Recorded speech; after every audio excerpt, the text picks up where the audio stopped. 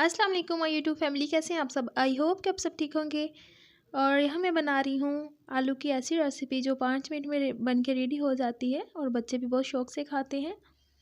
तो सबसे पहले मैंने आलू ले लिए हैं, उनको इस तरह कट कर लिया है। ये देख सकते हैं, इस तरह की कटिंग की है मैंने इसकी।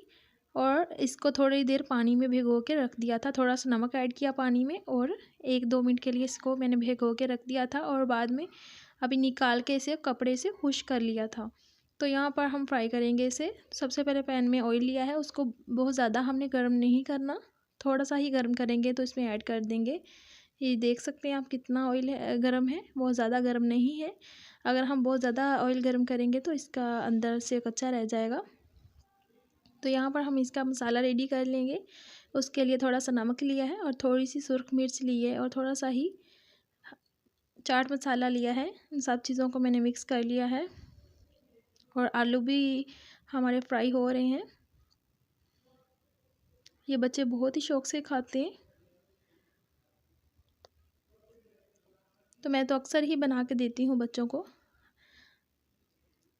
फिंगर चिप्स की जगह हम ये भी बना के दें ना तो ये भी बिल्कुल वैसे ही बनते हैं, उससे ज़्यादा ही टेस्टी होते हैं। और इनको देख सकते हैं आप, हल्का हल्का कलर आ चुका है इसका, तो हम थोड़ा सा डार्क करेंगे। अंदर से ये बिल्कुल गल चुके हैं। अब हम थोड़ी सी तेज़ आंच करके हम इसे इस तरह का कलर देंगे। ये देखिए बन गए हैं। अभी भी मैं इसका कलर जो है ना थोड़ा सा डार्क करूँगी और मैं निकाल लूँगी। देख सकते हैं आप, इस तरह का कलर हो चुका है। और ये जो मैंने मसाला बना के रखा हुआ था इसके ऊपर ऐड कर दूँगी। ये बहुत ही मज़े के बन के रेडी होते हैं। आप भी ज़रूर ट्राई करना, अपने बच्चों को बना के दीजिएगा। ये अंदर से कच्चे नहीं हैं, बिल्कुल गल चुके हैं, बहुत ही नरम और ऊपर से क्रंची है, अंदर से नरम है ये।